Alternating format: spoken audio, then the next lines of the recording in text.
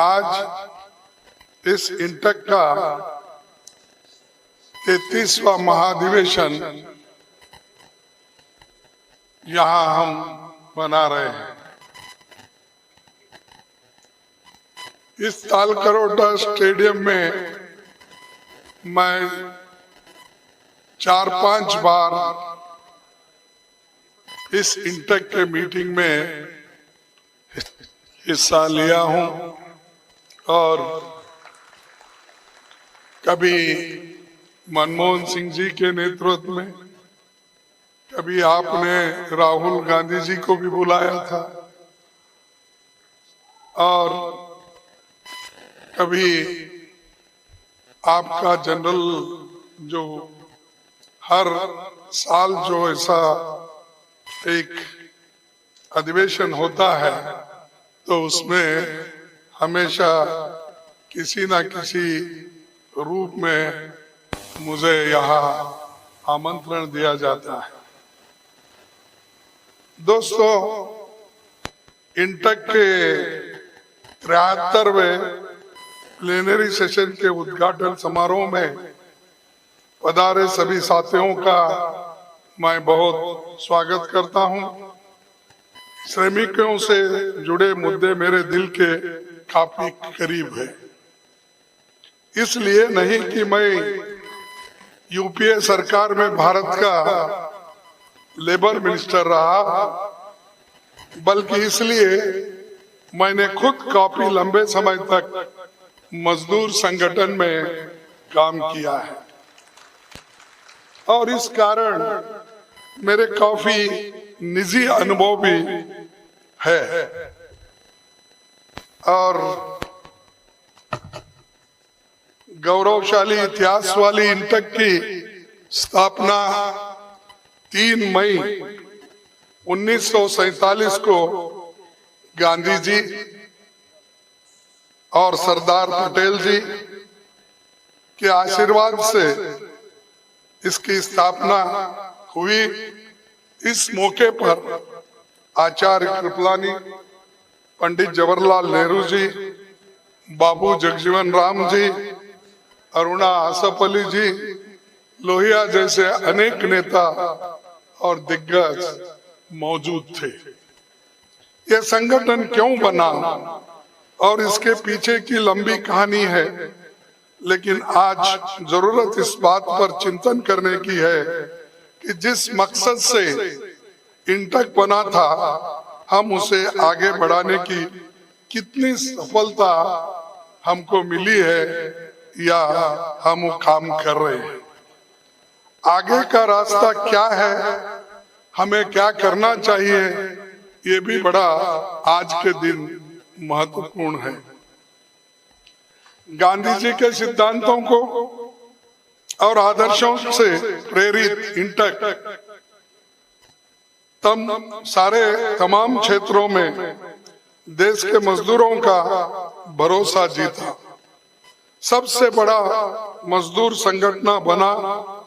ये देश का अकेला ऐसा मजदूर संगठन है जिसकी 2 बार अध्यक्ष महिला नेता डॉक्टर श्रीमती मैत्रेयी बोस और 2 बार देश के कार्यवाहक प्रधानमंत्री गुलजारीलाल नंदा जी इसके अध्यक्ष रहे। संविधान के बाद भारत में सर्वश्रेष्ठ संविधान बना, जिसमें डायरेक्टिव प्रिंसिपल्स में मजदूरों का खास ध्यान रखा गया। संविधान के आर्टिकल 41, 42, 43, 43A, 43B में श्रमिकों को व्यापक हित और विकास के लिए प्रोविजन किया गया। आगे कांग्रेस की सरकारों के दौरान इनमें आर्टिकल जो 43 की मैं जिक्र किया या 43B की, ये भी इसमें शामिल है। पंडित जवाहरलाल नेहरू जी और बाबा साहेब अम्बेडकर जी की सोच का नतीजा था जब दुनिया में बड़े बड़े लोकतांत्रिक देशों में सबको वोट का अधिकार नहीं था।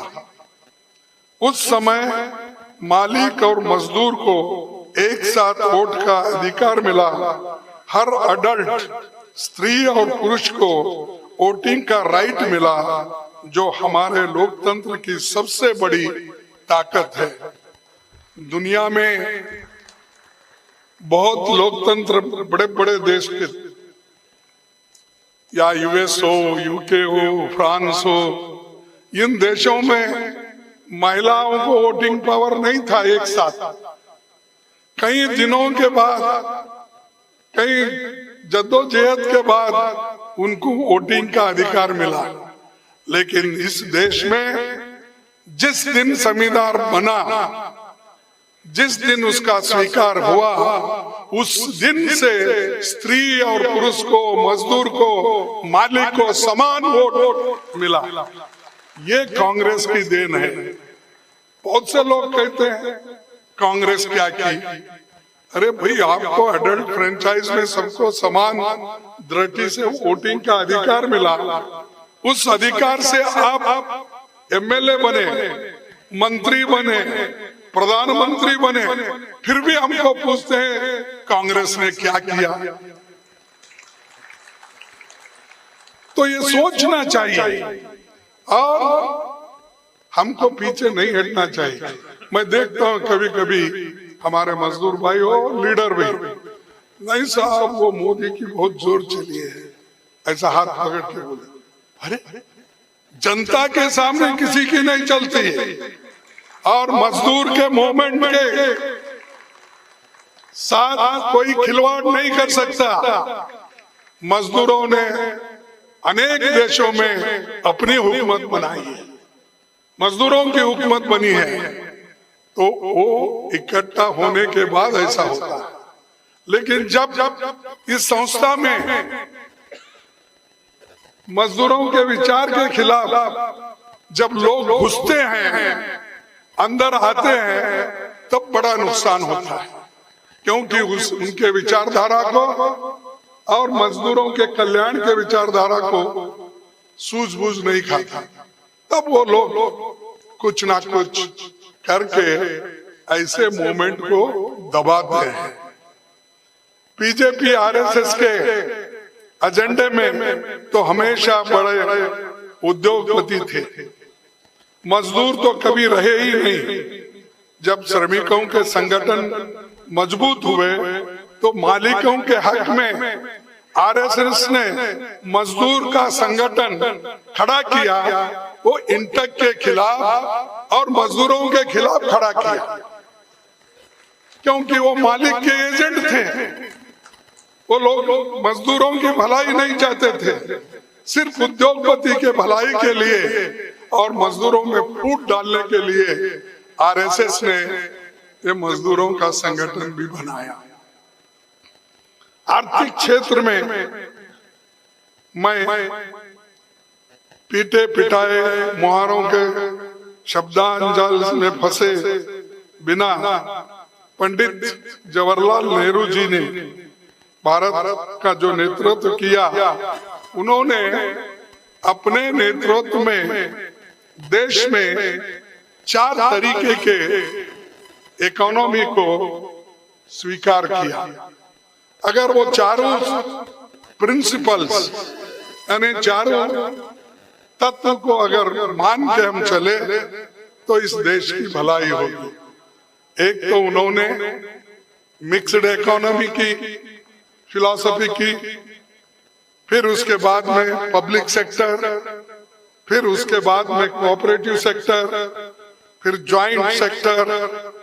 ये सारी चीजें पंडित जवाहरलाल नेहरू जी ने हर सेक्टर में अलग अलग, चलो पब्लिक सेक्टर भी बनाओ, प्राइवेट सेक्टर भी बनाओ, जॉइंट सेक्टर भी बनाओ, कोऑपरेटिव सेक्टर भी बनाओ, ये सब लोगों के हित में है, उन्होंने कहा।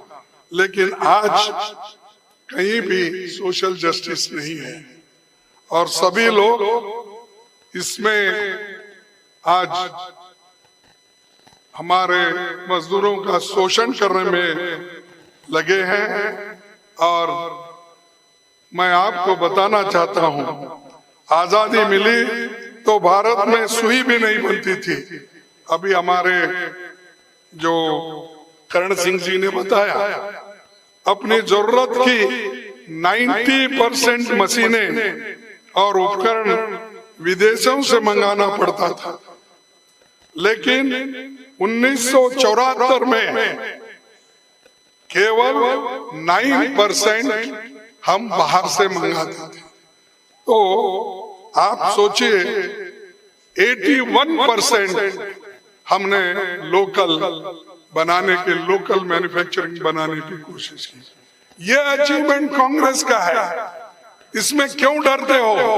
आप बोलिए, ये सब आज जो बोल रहे मोदी, सब लोकल मेड, लोकल विमान को बताते हैं ये भी लोकल मेड है, किसी जगह जाते हैं इंजन को बताते हैं रेलवे, ये भी लोकल मेड है। फिर भाई 1 लाख करोड़ रुपए खर्च करके आप अहमदाबाद से बॉम्बे तक, मुंबई तक 1 लाख करोड़ में जापान के साथ मिलकर बुलेट ट्रेन चलाने वाले थे। कहाँ है भाई बुलेट ट्रेन? कोई मजदूर बैठ के आया क्या उसमें? अभी आया? नहीं आया। ऐसी झूठे वायदे करते हैं। और हमने रोज जो रेल बिछाई उसके ऊपर उनकी गाड़ी चलती है और हरा झंडा हाथ में लेके फिराते हैं। क्या नया लाइन कोई डाले? सिर्फ इंजन बदलना, नाम देना अलग अलग, वंदे भारत, वंदे मातरम, अलग अलग नाम से, कोई एक्सप्रेस, कोई और तेजी से भागने वाला। अरे यहाँ पर 80 से ज्यादा भागता ही नहीं। फिर भी ये कहीं भी जाते हैं, जब चुनाव आता है तो हरी झंडी बताने के लिए वहां एक ट्रेन को तैयार करते हैं, तैयार करके वहां जाते हैं। अब हमारे कर्नाटक में गए थे, वहां जाने के बाद वो बेंगलुरु से एक ट्रेन उन्होंने, जो हमने पहले ही छोड़ा था वाराणसी के लिए, जब मैं रेलवे मिनिस्टर था, एक वाराणसी के लिए, एक वैष्णो देवी के लिए, एक हमारे अजमेर के लिए। सो उसी को इंजन बदले, कलर बदला और हरी झंडा लेके ठहरे, मैं वाराणसी को भेज रहा हूँ, वाराणसी। काम ने हमने किया। अब ये तो ऐसा हो गया, मेहनत करे मुर्गी साहब, अंडा खाए फकीर साहब। अरे मेहनत तो कांग्रेस वालों ने किया, मजदूरों ने किया और देश के हित में किया हमने। हम कभी ऐसा नहीं कहे कि सब कुछ हमने किया है, लेकिन हमने ये जरूर कहा हम जो किए हैं वो आपको बताए हैं, लोगों के सामने है। और रोज उठ के कांग्रेस को टीका करते हैं। तो मैं पूछना चाहता हूं कि जो इस नेहरू जी के दौर में हिंदुस्तान से प्यार किसने बनाया? HMT किसने बनाया? BHEL किसने बनाया? स्टील प्लांट किसने डाला? IIT, IIM, AIIMS, national design institute, drug research institute, ISRO, ONGC और रेलवे के कई कारखाने बने। भाखड़ा नागल, हीराकुंड, दामोदर घाटी जैसे कई बांध बने, जिनको आधुनिक भारत का मंदिर और तीर्थ यात्रा पंडित जवाहरलाल नेहरू जी कहते थे। हम आपके जैसे नकली नहीं थे, हम असली हैं, देश को बनाने वाले हैं।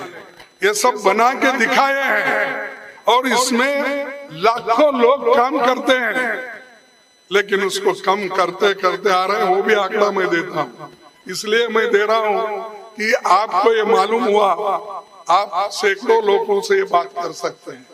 हालांकि आपको मालूम है, फिर भी मैं ये मेरे विचार दोहरा रहा हूँ। तो वो क्योंकि ताकि वो लोगों तक पहुंचे, मजदूरों तक पहुंचे, नीचे वर्गों तक पहुंचे। इसलिए आजादी के बाद लेबर वेलफेयर की दिशा में ऐतिहासिक काम हुआ। सामाजिक सुरक्षा के सबसे ज्यादा संगठन भारत में है। इंडस्ट्रियल डिस्प्यूट एक्ट 1947 में बना, मिनिमम वेजेस एक्ट 1948 में बना, ESI एक्ट 1948 में बना, एम्प्लॉइज प्रोविडेंट फंड एक्ट 1952 में बना, बॉन्डेड लेबर एक्ट 1976 में बना। जैसे कई कानून बने, 1958 में central board for workers education बना। बड़ी संख्या में रोजगार दफ्तर भी खुले। मैं पूछता हूं, इसमें से कौन सा एक्ट मोदी जी और शाह जी बना के दिए हैं, आप बताइए। ये एक्ट सबने बनाया लेबर के लिए। इन्होंने क्या किया, मजदूरों को नए एक्ट वेलफेयर मेजर लाने के बजाय इन्होंने जो हमने बनाया था उसको 4 कानून में बदलकर एक कोड करके खत्म किया। मजदूरों के वेतन और सामाजिक सुरक्षा के साथ बड़ी संख्या में मजदूरों वाले प्रमुख क्षेत्रों के श्रमिकों के वेतनमान पर अलग से ध्यान दिया गया। पीएफ की सबसे पहली व्यवस्था 1948 में कोयले खानों के मजदूरों के लिए हुई और 1952 में इसका विस्तार हुआ। यूपीए शासन में श्रमिकों के हित में कई काम हुए। ईपीएफ के इतिहास में 2010-11 में जब मैं लेबर मिनिस्टर था तब ब्याज दर सबसे अधिक 9.5 की गई। आज तक इन्होंने 9% तक भी नहीं आए, हमेशा 8.5% कुछ है ना, 8.2, 8.5 कुछ भी बोलो। अरे हमने 9.5 किया फिर भी हमारी तारीफ नहीं होती,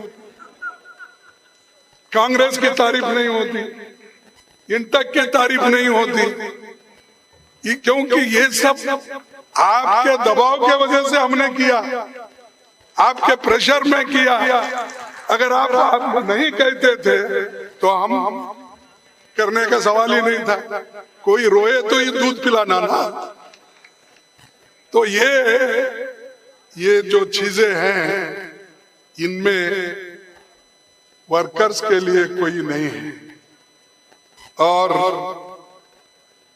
2010-11 तो 9.5 दिए थे और 2022 तक 500 मिलियन कुशल श्रमिकों के लिए योजना बनाई। स्किल डेवलपमेंट, हमारे समय देश में 10,750 ITI खुले। कितने? 10,750 ITI खुले। इसमें सरकारी 500 ITI हमने खोला। इसलिए खोला कि स्किल वर्कर्स हमको मिले।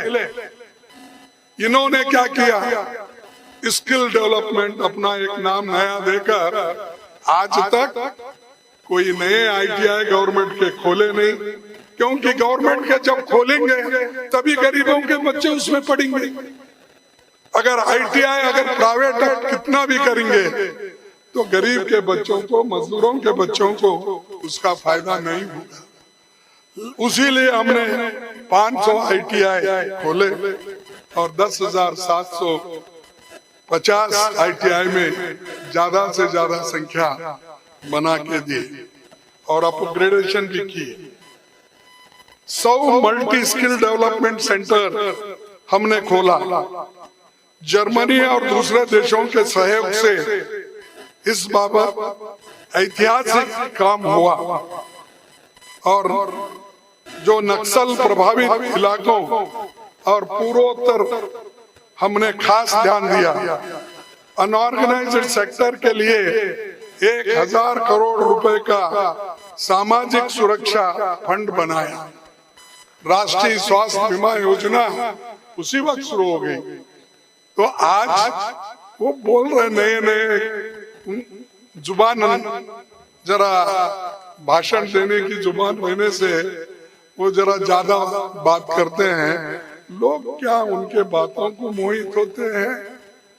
काम तो कुछ नहीं करते, हम तो काम करते हैं लेकिन इधर नहीं देखते। लोग कभी कभी भाषण सुनते रहते हैं, मन की बात। अरे हम तो काम की बात करते हैं। 2014 के बाद मोदी सरकार ने मजदूरों के अधिकारों पर चोट पहुंचाई। पहले का बयान लेबर वेलफेयर का ढांचा नष्ट कर दिया। सालों की मेहनत से कांग्रेस सरकारों ने मजदूरों की रक्षा में जो कानूनी उपाय किए उसे चंद उद्योगपतियों के फायदे के लिए कमजोर कर दिया और श्रमिकों के शोषण के लिए खुली छूट दे दी। भारत 1922 में आईएलओ का परमानेंट सदस्य रहा। श्रमिकों के हितों की रक्षा संबंधित सभी कन्वेंशन का पालन करने के लिए हम बाध्य थे। ये रेड्डी साहब भी जानते हैं, वो खुद हमारे साथ कई बार स्विट्जरलैंड आए थे, दूसरे जगह भी आए थे। तो हमने जितना कन्वेंशन इंप्लीमेंट किए हैं शायद ही दूसरे कोई सरकार नहीं की। और सारे विपक्ष के विरोध के बाद भी लेबर कोड्स को मोदी सरकार ने कोरोना काल में पारित करा दिया, जो आईएलओ कन्वेंशन की भावना के भी खिलाफ था। लेकिन इसके बारे में क्यों नहीं आवाज उठ रहा, मुझे समझ में नहीं आ रहा। अरे पहले हमारे पास छोटी मोटी कुछ गलतियां होती, कांग्रेस के पीरियड में सब रास्ते बंद होते थे, सब जगह टकराव होता था, तोड़फोड़ होती थी। और वो कराने वाले कौन? वही लोग आरएसएस के मजदूर संगठन वाले ही। आज वो गपचुप है, वो कुछ बात ही नहीं करते हैं क्योंकि सरकार उनकी है। और बाकी के वक्त हमको कहते थे रेड्डी साहब को ले जाना, सब पार्टी सब यूनियन का लीडर आगे करना और हमको कहना कि सब यूनियन मजबूत। फिर आप आज कहाँ हो, कहाँ है वो लोग? वो लोग की जबान बंद हो गई, आवाज उठ रही नहीं, कुछ बोलते नहीं है। इतना बड़ा अनएम्प्लॉयमेंट हुआ, इतनी महंगाई हुई, तो उनका आवाज बंद है। लेकिन मोदी सरकार इन काले कानूनों के बाद एक और कानून बनाया। आप समझ सकते हैं ये कौन सी कानून है? हड़ताल करने पर 1 साल की सजा और 10,000 रुपए का जुर्माना। हड़ताल के लिए चंदा या मंच देने वालों पर जुर्माना और जेल का प्रावधान उन लोगों ने किया जिनके भाषणों में दिन में 2 बार तो इमरजेंसी के बारे में बोला जाता है। वो लोग कर रहे हैं ऐसे कानून, जुर्माना करना, जेल में भेजना, ये सारी चीजें वो लोग। और बीजेपी आरएसएस नेता ये तो नारा ऐसा लगाते हैं, श्रमेव जयते।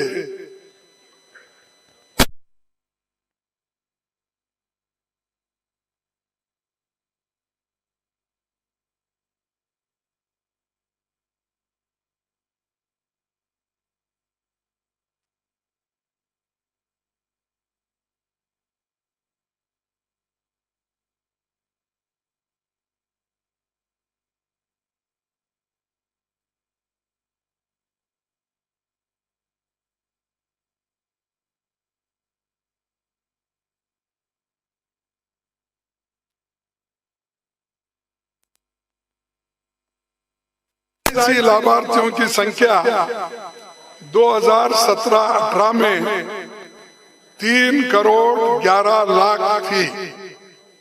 ये सुनिए, ESI लाभार्थियों की संख्या 2017-18 में 3,11,00,000 थी और वो घटकर 21% गिरकर आज 2,47,00,000 हो गई है।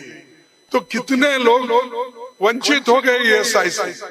और रोज एडवर्टाइजमेंट देखिए, वो ESI बढ़ रहा, हमने इतने कार्ड दिए, इतने लोग जुड़े।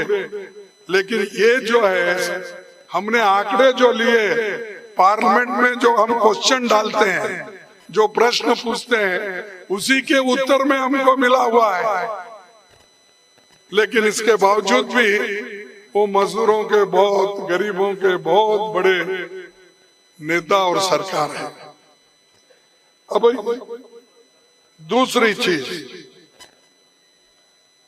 मोदी सरकार अमीरों और गरीब बनाने में जुटी है। उसे मजदूर, किसान नहीं दिखता।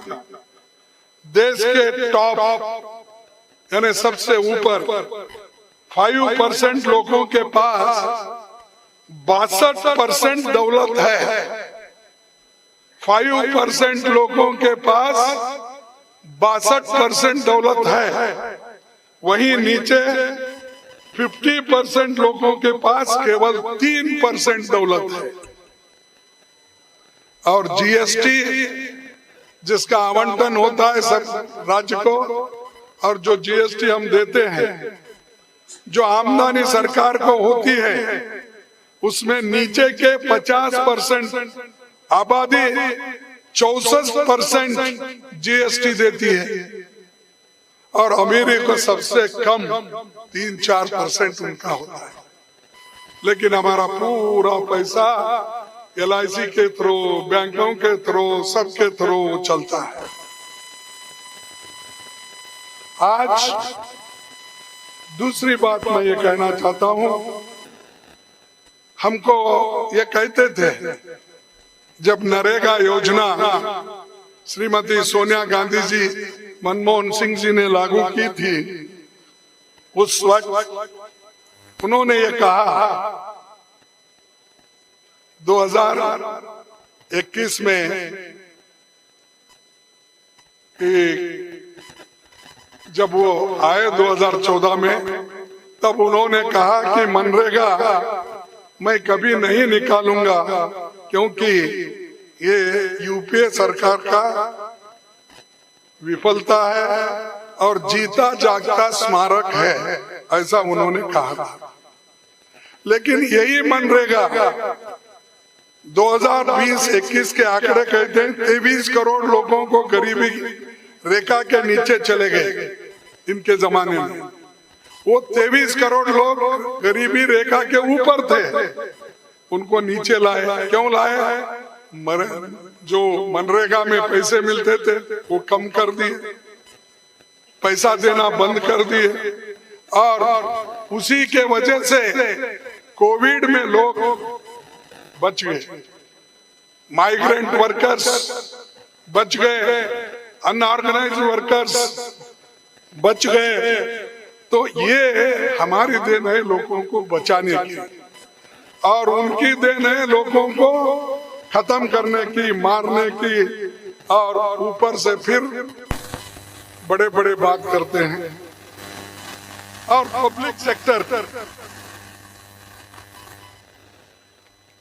पब्लिक सेक्टर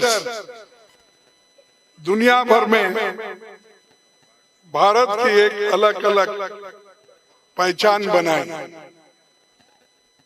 वो जो पब्लिक सेक्टर की बात मैंने की थी, भाई पब्लिक सेक्टर क्यों बंद कर रहे हैं? Why you are stopping public sectors?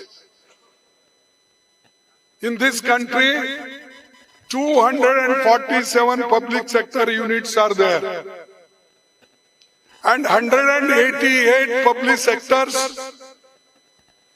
are under profit. और केवल इसमें चंद पब्लिक सेक्टर नुकसान में है। और ये जो पब्लिक सेक्टर में हमने फायदा कमाया है या आपने कमा के दिया है वो है 2,49,49 यानी 2,49,00,000। और बाकी का जो घाटा है केवल 15,000 करोड़ रुपए है। प्रॉफिट है 2,49,00,000 और घाटा है सिर्फ 15,000 करोड़। तुम बंद कर रहे हो। अरे ये अदानी को 80,000 करोड़ लोन देते हो, लेकिन यहाँ पर जो मजदूर जो पब्लिक अंडरटेकिंग 2,49,00,000 फायदा करते हैं तो उनके पेट पे आप लात मार रहे हो, बंद कर रहे हो। गवर्नमेंट का काम बिजनेस करना नहीं है। ये मोदी साहब ने गुजरात में बोला था जब वो चीफ मिनिस्टर थे। फिर बिजनेस करना नहीं है तो क्या है भाई? बिजनेस भी करना, लोगों को एम्प्लॉयमेंट भी देना, सब लोगों को खुशहाली से रखना आपका काम है। इसीलिए तो पंडित जवाहरलाल नेहरू जी का याद आज किया जाता है, लेकिन इनके पास वो नहीं है। मैं थोड़े आंकड़े इसलिए बता रहा हूं, क्षमा कीजिए थोड़ा लंबा हो रहा है, फिर भी हमको बताना होगा। सर, पब्लिक सेक्टर यूनिट्स में 2014 में जब हमारी सरकार थी 13,51,000 लोग काम करते थे। कितना? 13,51,000 लोग काम करते थे। आज मोदी सरकार के अंदर 8,41,000 काम लोग करते हैं। तो आप ही सोचिए कितना कम हो गया। 5 लाख नौकरियां इसी में कम हो गए। और ये कहते हैं हर साल मैं 2 करोड़ नौकरियां दूंगा। कहाँ हुई तुम्हारे 2 करोड़? ये पब्लिक सेक्टर के आंकड़े हैं, मेरे नहीं है। ये पार्लियामेंट में उन्होंने जो दिया है वो है। और बैंक्स में 8,86,000 इतने एम्प्लॉइज थे। आज कितने हैं? 7,80,000। तो करीब 1 लाख लोगों को निकाला गया। रेलवेज में 18 लाख लोग थे, वो घटकर थोड़े कम हो गए थे, लेकिन बड़ी संख्या में रेलवे में काम करते थे। आज 11,08,000 लोग काम करते हैं। तो 7 लाख नौकरियां चले गए। मोदी सरकार एक एक कर तमाम पब्लिक सेक्टर्स को खत्म कर रही है। और ये अश्योर्ड जॉब्स हैं जो गरीबों को मजबूती से ठहरने के लिए, पेट भरने के लिए, बच्चों के स्कूल के जाने के लिए, संसार चलाने के लिए, बेफिक्री से काम करने के लिए इसका फायदा होता है। उस अश्योर्ड जॉब्स को निकालकर आप डेली वेजेस, कॉन्ट्रैक्ट लेबर्स ये बना रहे हैं। तो ये चीजें अमीरों के फायदे के हैं, लेकिन गरीब को नुकसान पहुंच रहा है। और इतने नौकरियां रोज चले जा रहे हैं। और ये जो पैसे आज अमीरों के पास जा रहे हैं, 80,000 करोड़ किसका गया?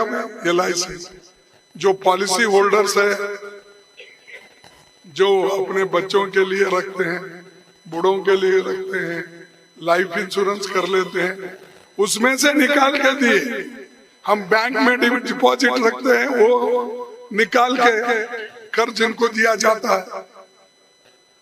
और आज हमारे देश में 35 वर्ष आयु के युवा 65% है। उसके सभी उसके जो काम करने के योग्य है 35 के नीचे के उतने 65% है। उनको कहाँ काम है? तो उनको काम भी नहीं, 2 करोड़ वायदा किए थे वो भी भरे नहीं। कम से कम 30 लाख वैकेंसीज गवर्नमेंट में है, वो तो भरी है। 30 lakh, not 1 lakh, 2 lakh, 30 lakhs vacancies are there. You fill up. Instead of that, Modi ji goes in Vignan Bhavan or in somewhere in Lucknow. He is giving appointment orders. That under secretary can do it, not prime minister. ये तो under secretary अपने signature से भेजता है। भाई आप क्यों पर्चे बांट रहे हो अपॉइंटमेंट के? अरे यहाँ 30 लाख वैकेंसी भरो, तुम्हारे 18 करोड़ नौकरियां कहाँ गए? वो भी जुमला, वही खुद ही बोलते हैं वो ये जुमला है। 15 लाख वो भी जुमला है। तो समझ लीजिए जो कुछ मोदी जी और शाह जी कहते हैं वो सब जुमले हैं। ये मैं नहीं कहा, वही लोग कहे और कह रहे हैं। तो जुमले बोलने वालों पर भरोसा मत करो, जो काम करके दिखाए आपके आंखों के सामने है। ये ऑडिटोरियम उन्होंने बना, आप जो बैठे आपके उनके जमाने में बना। तो आप कोई बगैर काम किए हर चीज की क्रेडिट लेते हो और फोटो निकालते, सेल्फी, कहीं भी जाओ एक सेल्फी निकाल, मजदूरों के पास वो तो दूर रहते हैं, ऐसा निकाल, फॉरेन में सेल्फी। अरे ये सेल्फी के लिए जाते हो क्या देश के डेवलपमेंट के लिए प्रोजेक्ट लेने के लिए जाते हो? ये उनका काम है। और आज 12 करोड़ लोगों को रोजगार नहीं मिल रहा। वो एमएसएमई और दूसरे जो छोटे मोटे कारोबार करने वाले हैं उनको। और आज लोकतंत्र में हमको संविधान बचाने के लिए, लोकतंत्र बचाने के लिए काम करना है। और मैं आपसे विनती करता हूं, अगर ये आप नहीं करेंगे, संविधान नहीं बचाएंगे, लोकतंत्र नहीं बचाएंगे, तो इस देश में डिक्टेटरशिप आएगा और सबको खत्म कर देगा। ये ध्यान में रखिए। संसद को भी सरकार एक रबर स्टैंप बनाए। जैसा हम कुछ बात रखना चाहते हैं गरीबों के ओर से, तभी हमको वहां पर ना मान्यता, ना हमारे कानून को मान्यता। हम जो रखते हैं उनके सामने वो एकदम पास कर लेते हैं। हमारे 15 लोगों को नोटिस मिला, एक महिला सदस्य को सस्पेंड किए। क्यों? अरे वो गरीबों की आवाज उठा रहे थे, अदानी की आवाज उठा रहे थे कि जिसने केवल, मैं उनका आंकड़ा दूंगा कि उन्होंने 2004 में उनकी संपत्ति थी 3000 करोड़। 2004 में कितनी थी? 3000। 2014 में उनकी संपत्ति हो गई 50,000 करोड़। 2021 कोविड के पीरियड में उनकी संपत्ति हो गई 2 लाख करोड़। और 21, 22, 23 में 2.5 साल में उनकी संपत्ति हो गई 12 लाख करोड़। ऐसा कहीं जादू बताओ भाई हमको भी, हम भी बोलेंगे हमारे मजदूरों को, तुमको काम करने की क्या जरूरत है? मोदी के पास ऐसी गोली है कि वो खाते ही आप 2.5 साल में 12 लाख कमा सकते हो। ये मेरे आंकड़े नहीं, उन्हीं के हैं। और ये तो हम यही है, तो हम पार्लियामेंट में उठाए थे, यही दिग्विजय सिंह साहब ने उठाया, यही मैंने उठाया, लोकसभा में राहुल जी ने उठाया, और हमारे भाषण को पूरा खत्म कर दिया, निकाल दिया। क्यों भाई? कोई तो अनपार्लियामेंट्री उसमें नहीं था। तो मैं आगे बताऊंगा राहुल जी का भाषण क्यों निकाला। उन्होंने क्या पूछा, आपके विदेशी दौरों में अडानी जी कितनी बार गए? क्या ये अनपार्लियामेंट्री है? नहीं। कितनी बार आपको बाद में ज्वाइन किए, यानी आप जाने के बाद फिर वो मिले? क्या ये भी है? आपके विदेशी दौर के तुरंत बाद वे कितने देशों में गए? यानी मोदी साहब इधर आना, अडानी साहब उधर जाना, वो कितने बार? और इन देशों में कहां कहां अडानी को ठेका मिला? ये उन्होंने पूछा, लेकिन सारे इसको निकाल दिया पार्लियामेंट के इसमें से, प्रोसीडिंग में से। और मैंने राज्यसभा में पूछा यही चीजें, और ये 13 गुना कैसी संपत्ति बढ़ी वो बताई है, और दूसरी चीजें भी हमने कही, वो मेरे भी 6 पूरे पैराग्राफ्स निकाल दिए। ऐसा एक शायर ने कहा है, क्या कहा है? बिन मेहनत उसकी किस्मत, बिन मेहनत उसकी किस्मत ऐसी बदली, एक दराई सागर बन बैठा, एक दराई सागर बन बैठा, ये भी कोई बात नहीं। और ये बनाने वाले कौन है? मोदी जी है। इसको पब्लिक का पैसा, पब्लिक की प्रॉपर्टी, चलो ये ऐसा है, ये लाइफ इंश्योरेंस से, बैंकों से पैसे ले लो, खरीदो एयरपोर्ट, खरीदो पोर्ट, ये सब highway, solar, wind, gas, media, सबको सीमेंट, सभी खरीदे। किसके पहले से? पैसे से, पब्लिक के पैसे से, पब्लिक की प्रॉपर्टी खरीदे, और सरकार बेच रही है कि करके।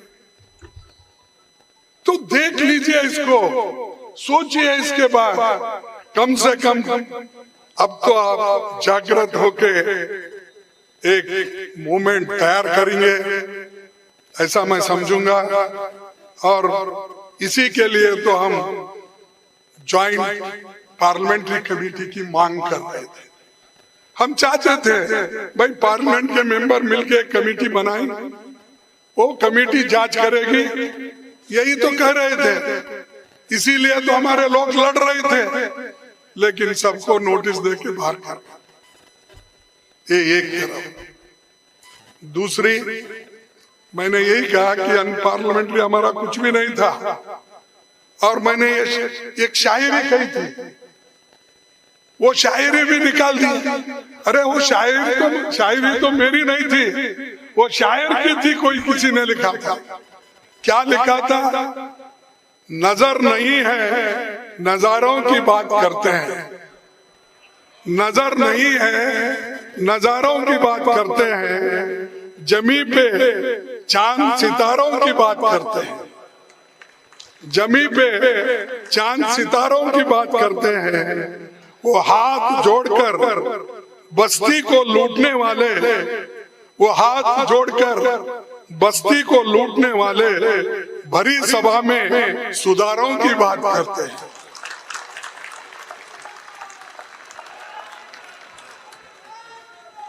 बड़ा हसीन है,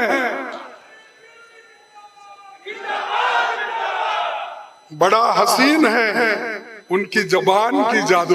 मैंने बोला ना पहले ही, बड़ा हसीन है उनकी जबान का जादू, लगा के आग बहारों की बात करते हैं। मिली कमान तो अटकी नजर खजाने पे, मिली कमान तो अटकी नजर खजाने पर, नदी सुखा के किनारों की बात करते हैं,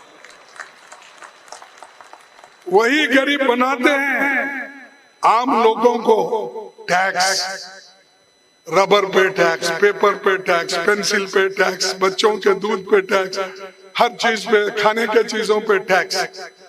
तो वही गरीब बनाते हैं आम लोगों को, वही नसीब के मारों की बात करते हैं। ये है, मैंने मोदी जी साहब वो सरकार के विरोध में कहा था, लेकिन ये भी अनपार्लियामेंट्री बोले। आप ही बताइए इसमें अनपार्लियामेंट्री क्या है? क्या है असंसदीय? क्या है इसमें? किसी को ठोस दे रहे हैं? किसी ने, कवि ने, किसी शायर ने ये कहा, मैंने कहा मेरा कसूर क्या है? मैंने बताया, एक शायर ने ऐसा बताया, तो ये भी निकाल दिए। आज भारत का अनऑर्गेनाइज्ड सेक्टर कम से कम 44 करोड़ लोगों के हालत बहुत बुरी है। रोज 105 मजदूर आत्महत्या कर रहे हैं। 2019 से 2021 के बीच 1,12,000 दिहाड़ी मजदूरों ने आत्महत्या की, और उसकी चिंता सरकार को नहीं है। सरकार दावा करती है कि जैसे हर तरफ हरियाली, खुशहाली है। भारत को आजादी 1947 में मिली, लेकिन बीजेपी आरएसएस ये समझती है कि उनको आजादी 2014 से मिली, क्योंकि उनके लोग कोई मरे नहीं, कोई गए नहीं, कोई सूली पे चढ़े नहीं, उनको क्या मालूम पाप विचारों को। तो वो 2014 में आजादी मिली समझते हैं। लेकिन जो लोगों ने, जिन पार्टी ने, जिन नेताओं ने जेल झेली, मार खाए, लाठी खाए, उनको मालूम होता है। आपको क्या था? आप तो गद्दी पे बैठे हैं, सुख चैन से सरकार कर रहे हैं, और हर जगह जाना, टिंगल उड़ा। मेरे को भी बोले हो गई भाई, जब मेरे कॉन्स्टिट्यूंसी में आके वो प्रचार कर रहे थे, और इस बार भी मेरे कॉन्स्टिट्यूंसी ही प्रचार शुरू किए। मैंने पूछा उनको, क्यों मेरी कॉन्स्टिट्यूंसी आपको बहुत पसंद है क्या? तो नहीं, लोग बुलाते हैं, हम जाते हैं। तो ठीक है, हमने कहा, लेकिन उन्होंने पार्लियामेंट में ये कहा, मुझे मौका नहीं मिला। भाई ये गरीब वहां से जो चुनाव में ठहरे थे, वो हारने के बाद वो बोल रहे कि मेरे को गरीब को हराए, गरीब को हराए। मैं कभी उनके जैसा गरीबी किसको बताया नहीं, और मैं गरीब हूं तो किसी को नहीं कहूंगा मैं गरीब हूं। मैं चलूंगा स्वाभिमान से, चलूंगा सेल्फ रेस्पेक्ट से चलूंगा। मेरी किसी को गरीबी बता के हमदर्दी लेना नहीं है। मुझे काम करके लोगों की हमदर्दी हासिल करना है, काम करके मुझे वोट लेना है, बात करके नहीं। और मैं अपने 51 साल में वो काम किया हूं, करते रहूंगा।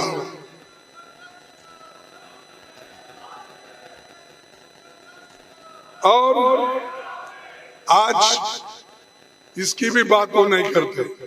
ग्रीन रेवोल्यूशन किसने लाया, व्हाइट रेवोल्यूशन किसने लाया, दूध, आज जो कोऑपरेटिव डायरीज है, और जो जिस एक दाना भी इस देश में नहीं मिलता था, उस वक्त पंडित जवाहरलाल नेहरू जी, इंदिरा गांधी जी, सभी ने मिलकर ग्रीन रेवोल्यूशन किया। आज अनाज का भंडार भरा हुआ है गोडाउन में, और लोगों को जो फूड सिक्योरिटी एक्ट के तहत हम जो अनाज दे रहे हैं, वो ग्रीन रेवोल्यूशन का काम है, कांग्रेस का काम है, सोनिया गांधी का काम है। तुम्हारा क्या है भाई? हम जो बनाए हैं उसमें 5 केजी कोविड में देकर, ये प्रधानमंत्री का क्या है, वो प्रधानमंत्री दे रहे हैं। अरे बनाया इस देश को हमने, उगाया हमने, अनाज पैदा कर हमने, और आप कांग्रेस को रोज गालियां देते। कांग्रेस ने 70 साल में क्या किया, यही बात करते हैं।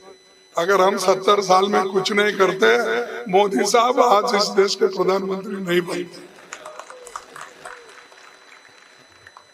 इसके बाद एक किसी मोबाइल की बात करते हैं। बहुत सी जगह मैं भाषण में उनका सुनता हूँ, उनके लोगों का, कि मोबाइल हमने 120 करोड़ या 30 करोड़ लोगों के हाथ में दिया। अरे ये तो मोबाइल कंप्यूटर राजीव गांधी जी ने लाया। उस वक्त तो आप उसको टीका करते थे, उस वक्त तो कांग्रेस को आप अलग सलग बोलते थे, और हमारी मोबाइल लेके हमारी सेल्फी उठा के हमको दिखा रहे हो। ये सब हमारा है बेटे, तुम्हारा कुछ नहीं।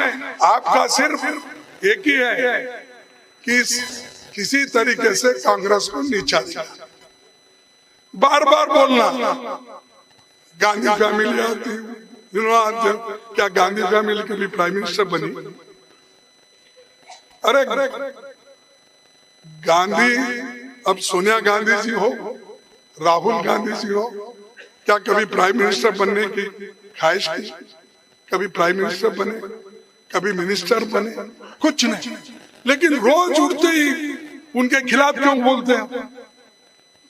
कोई पॉलिसी है तो बोलो, कहीं गलती है तो बोलो, लेकिन व्यक्तिगत बोलते ही जाना उनके खिलाफ।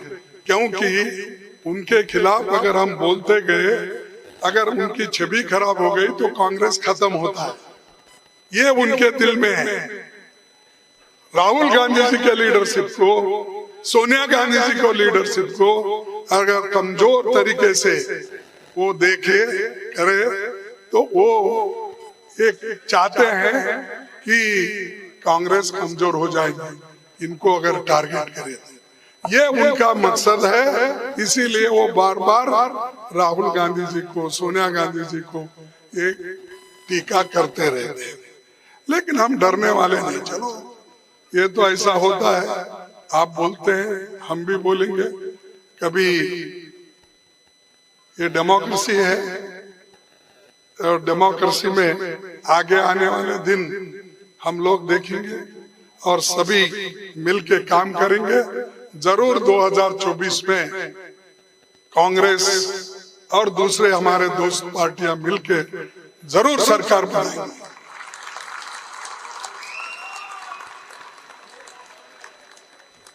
ये हम सबकी कोऑपरेशन से बनेगा, कलेक्टिवली बनेगा। तो आप बार बार छाती ठोक के नहीं करते। मैं देखा पार्लियामेंट में बार बार यही कहते, ये मोदी एक तरफ, सारे अपोजिशन एक। भाई इतनी घमंड नहीं करना चाहिए। हाँ, मोदी अकेला एक तरफ। अरे तुम अकेले हो, बीजेपी पार्टी है तुम्हारे साथ, आरएसएस है तुम्हारे साथ, दूसरे लोग हैं तुम्हारे साथ। पाप बेचारे इनको बनाने वाले तो घर में बैठ गए, और इन्होंने अकेला छाती ठोक ठोक के बोलते हैं मैं अकेला काफी हूं सबके लिए। 56 इंच जरा कमजोर हो गया, जरा 1 इंच कम हो गए जैसा दिख रहा, देखेंगे फिर। मैं 56 इंच की बात नहीं करता, लेकिन जो आदमी अपने आप को इतना घमंड से बात करता है, जनता उसको डेमोक्रेसी में सहन नहीं करेगी। ये लोकतंत्र है।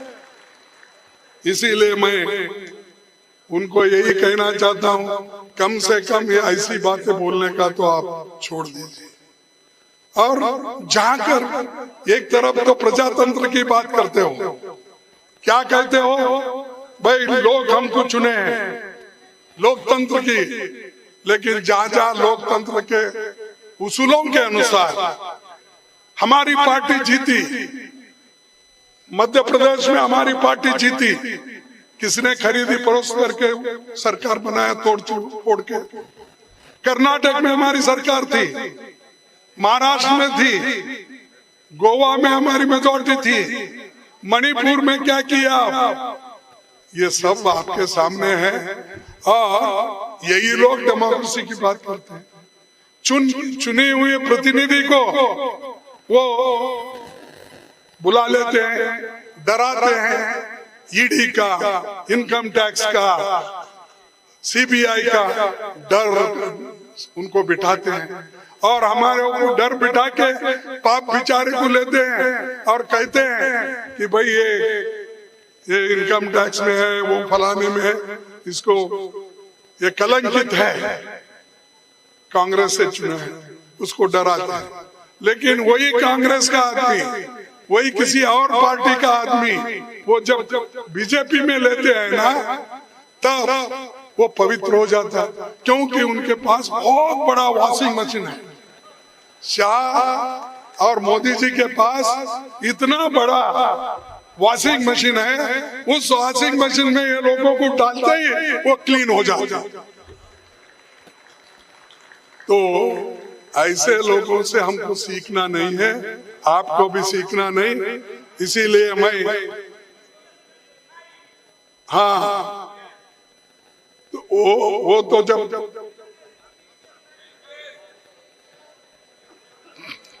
ये जब आपको तो मालूम है, जब हमारी आएगी तो करेंगे, उसके लिए लड़ेंगे। तो मैं आखिरी में यही कहूंगा कि पंडित जवाहरलाल नेहरू जी ने कहा था, जो व्यक्ति अपने ही गुणों का बखान करता रहता है वो अक्सर सबसे कम गुणी होता है। उनका ये एक भाषण था, उन्होंने कहा था।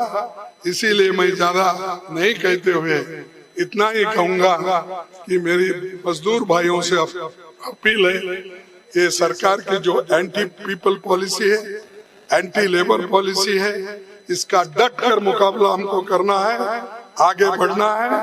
और हम सभी लोग आपके साथ हैं, आपके साथ खड़े हुए हैं और मिलकर चलेंगे।